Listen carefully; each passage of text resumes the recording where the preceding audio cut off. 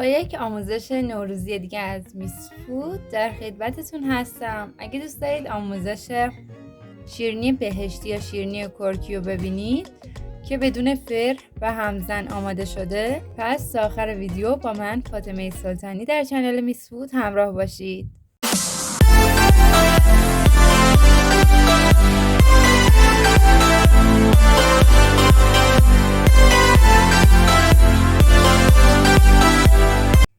سلام دوستان و همراهان همیشگی به میس فود، خیلی خوش اومدین. امروز در خدمتتونم با آموزش یک شیرینی دیگه مخصوص عید. مخصوص عیدم که میدونید یعنی ماندگاری بالایی داره و به صرفه است و هر کسی میتونه توی خونه آمادش کنه. برای عید عالیه دوستان، حتما درستش کنید. و اینم بگم که حتما از ترازو استفاده کنید اگه میخواید کیفیت شیرینیتون عالی باشه. موادی که برای شیرینی کرکی یا شیرینی بهشتی احتیاج داریم: آرد 200 گرم تقریبا 1.5 لیوان، پودر قند 100 گرم تقریبا نصف لیوان، روغن جامد 100 گرم تقریبا نصف لیوان، روغن مایع هم 25 گرم تقریبا 2.5 قاشق غذاخوری، زعفران دم کرده غلیظ 1/4 قاشق چایخوری، پودر هل نصف قاشق غذاخوری، پودر کاکائو 1 قاشق چایخوری. دوستان، پودر کاکائو و زعفران دم کرده یا رنگ خوراکی زعفرانی اینا برای اینه که ما رنگ‌های دیگه از این شیرینی رو داشته باشیم، وگرنه الزامی نیستن، شما میتونید با همون رنگ بپزیدش.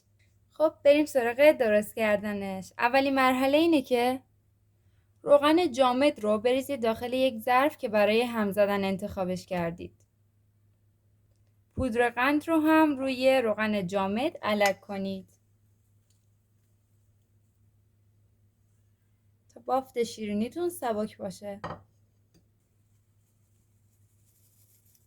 پودر هل رو هم بهش اضافه کنید. موادتون رو یک بار با لیسک، یک قاشق یا یک چنگال کمی مخلوط کنید تا موقع هم زدن پودر قند بلند نشه تو هوا. و بعد 5 دقیقه با همزن برقی بزنید تا کرم رنگ بشه. شما میتونید از همزن دستی استفاده کنید، منتها باید بیشتر از 5 دقیقه بزنیدش تا به اون حالت دلخواه برسه.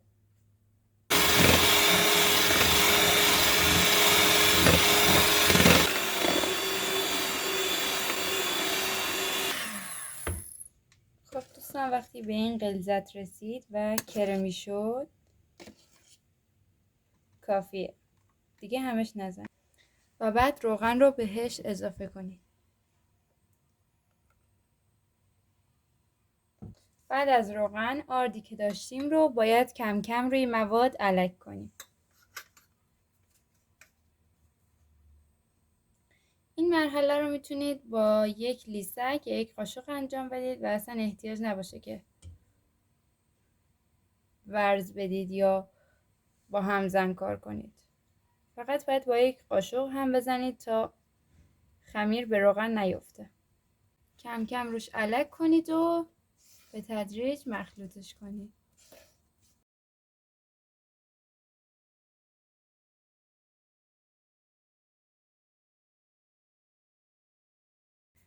تا جای آرد بهش اضافه کنید که خمیر به دست نچسبه.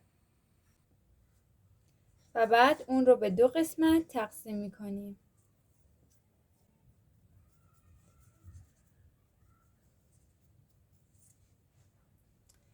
موادم رو به 2 قسمت تقسیم کردم. حالا روی نصفش 1 قاشق چایخوری پودر کاکائو علک میکنم و با دست مخلوطش میکنم. خب یک قسمتش رو شکلاتی کردم، یک قسمتش رو هم ساده گذاشتم تا کرم رنگ بشه. شما میتونید کلا موادتون رو به 3 قسمت تقسیم کنید، به یک قسمتش رنگ زعفرانی یا زعفران دم کرده غلیظ بزنید تا 3 رنگ داشته باشید. موادتون رو داخل ماسوره مورد نظر و قیف بریزید، بذاریدش کنار. کف تابتون رو مقدار خیلی خیلی کم چرب کنید. تابه حتما باید تفلون باشه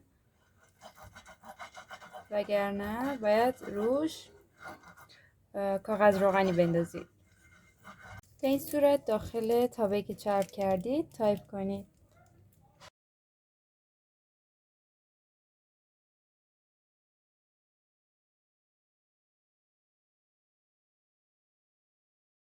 به این صورت.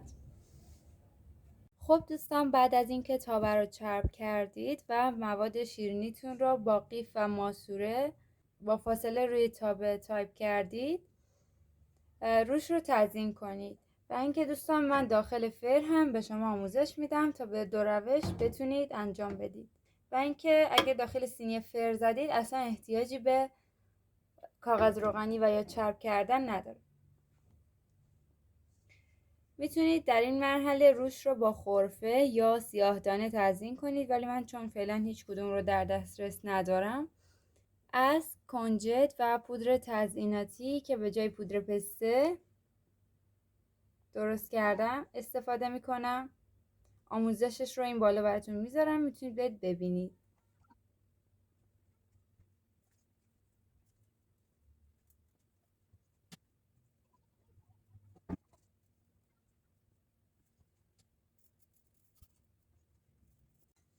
بعد از اینکه اون رو درست کردید روش رو با دمکنی بپوشونید و روی شعله پخش کن که از قبل داغش کردید بذارید.